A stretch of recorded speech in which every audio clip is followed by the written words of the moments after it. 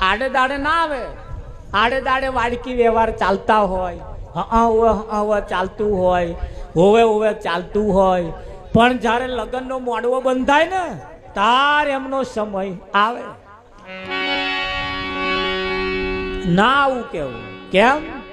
એ તેદાનું કાળજે કહી ગયે હે ને તાનું મારા કાળજે લખાઈ ગયું છે. ના આવું એટલે હતા લગીને બધા વ્યવહાર ચાલતા હતા ને પણ અત્યારે શું થયું? પણ એ કાળજે લખાયેલું જે છે ને એ એવા અવસર જ્યાં સુધી ના આવે ને ત્યાં સુધી એ કહેવાય એવું નહીં.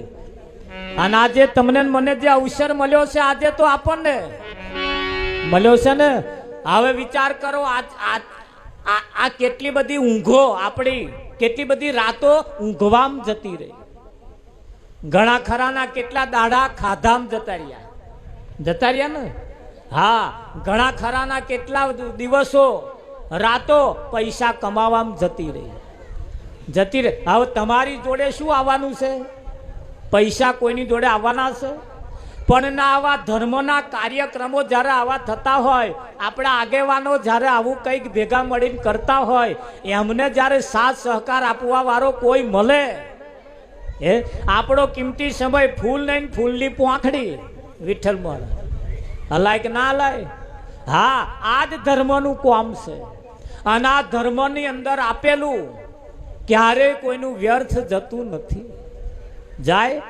હા, એક જ વ્યક્તિ આખા ગામનો ફાળો આમ આલે એના કરતા આખું ગામ ભેગું મળીને આલે તો મજા આવે કે ના આવે? દરેક ઘરનું જ્યારે ભેગું થાય ડુંગરો થતો વાર લાગતો નથી, લાગે? પણ અહીં તો એવું છે ને, હા, આલવા વાળો હિસાબ ના માગે, ના આલવા વાળો માગે. કેવું છે? આલવા વાળા કશું ના કે ના, જેને ના આલ્યું હોય ને એવો ખણ ખોતર કરે. હા, પણ આની અંદર જેટલું જે કઈ કુરબાની આપે, આ કાર્યક્રમ કરવો, આટલી બધી વ્યવસ્થા કરવી, એ કઈ નોની હોરી તો વાત નહીં ને. એક છોકરું પરણાવીને ખાલી સીધું તો લાવી દો, એવું થાય છે. એક છોકરું પરણાવીને ખાલી સીધું લાવી દો, અરે એક ભોણાનું મોહારું તો લઈ દો, કેટલા થાય છે? જો બોચે આંખ્યો ના આવે તો મને કહેજો, આવે કે ના આવે? હા, એટલે આટલું બધું કરવું એ કઈ નોની હુરી વાત નથી. પણ આ કોણ કરી શકે? જેનાની અંદર ધર્મ પડ્યો હોય, જેનાની અંદર કઈક સંસ્કૃતિ પડી હોય, એવા કઈક આવું ધર્મની અંદર આપી શકે કે ના આપી શકે? અને આપવા માટે ગંગા સતીએ કહ્યું, જાણવા જેવી વાત અજાણ છે પાનબાઈ અધૂરિયાને કહેવાય. અહીં બે પ્રકારના છે. હીરા પડ્યા મેદાનમાં અંધા લશ્કર જાય, જુએ ખરા પણ લેવે નહીં એના કયા કરમનો પા. વિઠ્ઠલ મહારાજ હોય કે ના હોય? હા, પણ ધ્યાન રાખવાની જરૂર છે. બહુ વ્યસનમાં રહેવું નહીં. એક વખત એક છોકરો નિશાળ ગયો ને એના સાહેબે પૂછ્યું, જેના ઘરમાં કશાનું વ્યસન ના હોય, છોકરો વાંગરી ઊંચી કરે.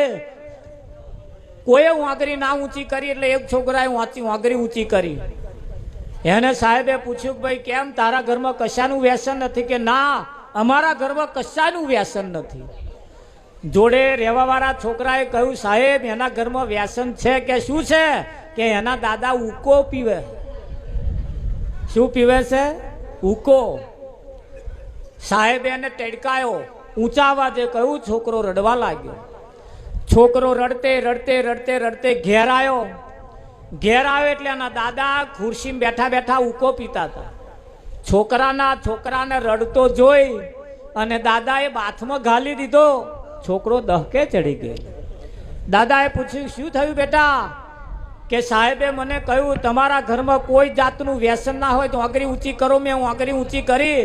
જોડે વાળા છોકરાએ કહ્યું કે એનો દાદા ઉકો પીવે તે તમે ઉકો પીવે છે એવું જાણ્યું સાહેબે, અને મને સાહેબે ટેડકાયો અને એનું મને આ રડવું આવે છે.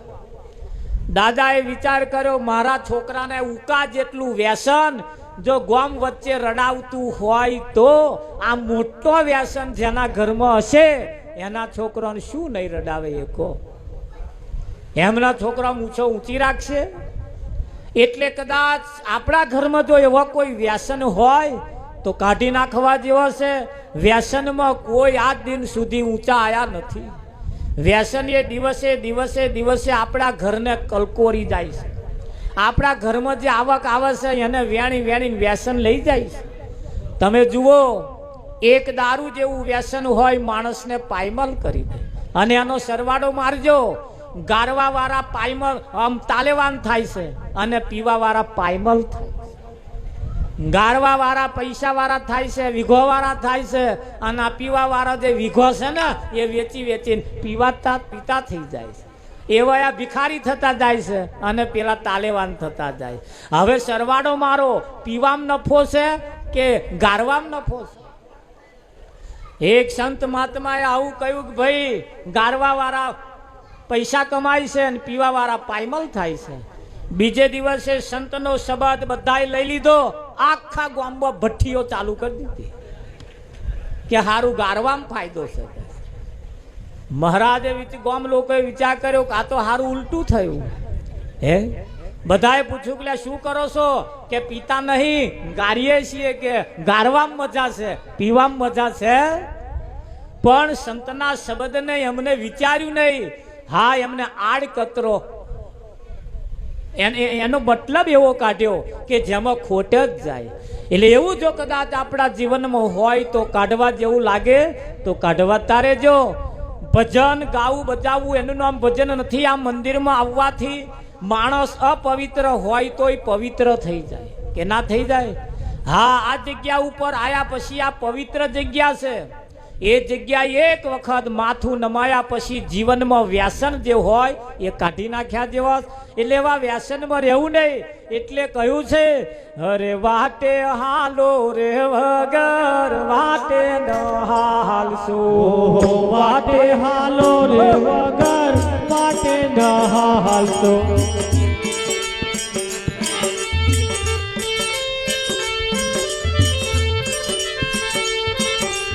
હે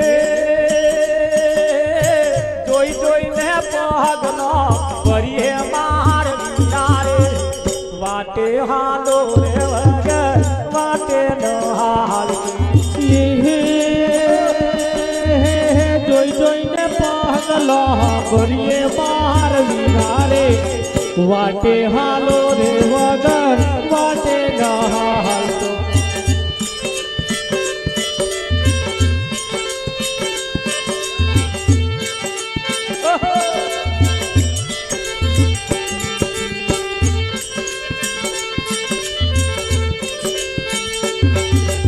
ઊંચા ઊંચા ઝાડવાનો સંગડો ના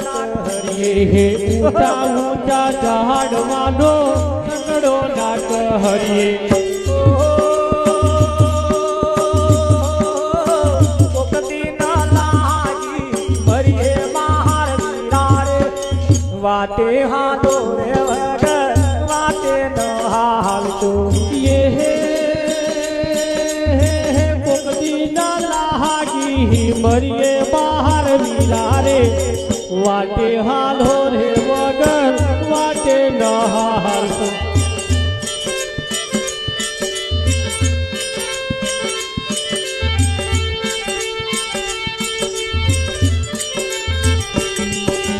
ઊંડા ઊંડા જળનો તો સંગડો ના કરીએ, ઊંડા ઊંડા જળનો તો સંગડો ના કરીએ.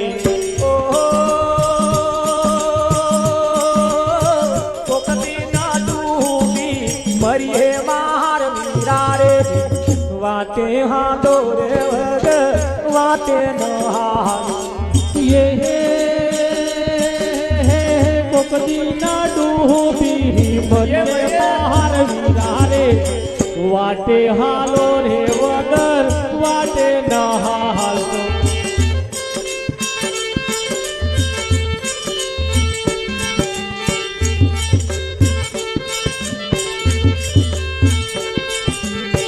જાજા ભાઈ બંધોનો સંગડો ના કરીએ, જાજા ભાઈ બંધોનો સંગડો ના કરીએ.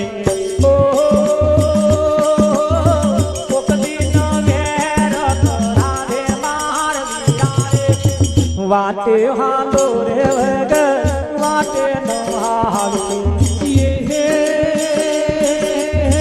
पकड़ी ना मेहर करावे बाहर वीरारे वाटे हालो रे वगर वाटे न हालतो